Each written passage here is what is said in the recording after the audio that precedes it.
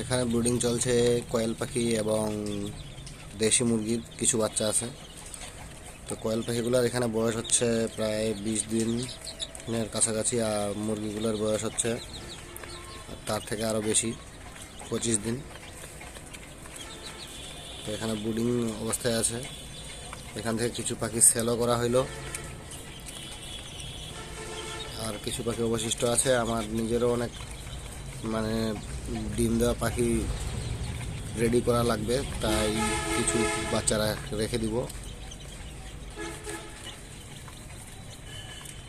আর এই পাশে আছে আমার এই যে কোয়েল পাখি, যেগুলো রানিং ডিম দিচ্ছে। এই খাঁচাটা রাতের অন্ধকারে আলোতে হয়তো অতটা বোঝা যাচ্ছে না। এখানে প্রায় 50টার মতো ডিম দেওয়া কোয়েল পাখি আছে, যেগুলো রানিং ডিম দিচ্ছে। আপনাদেরকে দেখাই, এই যে আজকে যে ডিমগুলো তুললাম, এই যে নিচে রাখা আছে, রানিং ডিম দিচ্ছে।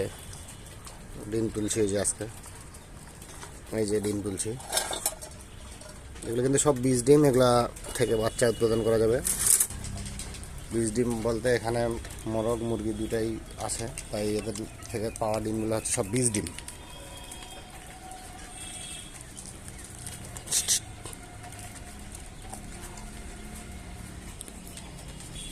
আর এখানে হলো এটা আমার ইনকিউবেটর মেশিন। এখানে কিছু ডিম বসানো আছে। এই যে ইনকিউবেটর মেশিনে দেখেন তাপমাত্রা দেখা যাচ্ছে। এখানে কিছু ডিম বসানো আছে, দেখেন। এই যে এখানে প্রায় 200টার মতো ডিম বসানো হয়েছে, কোয়েল পাখির ডিম। লাইট না থাকার কারণে আবছা দেখা যাচ্ছে। তো ভিডিওটা দেখার জন্য ধন্যবাদ।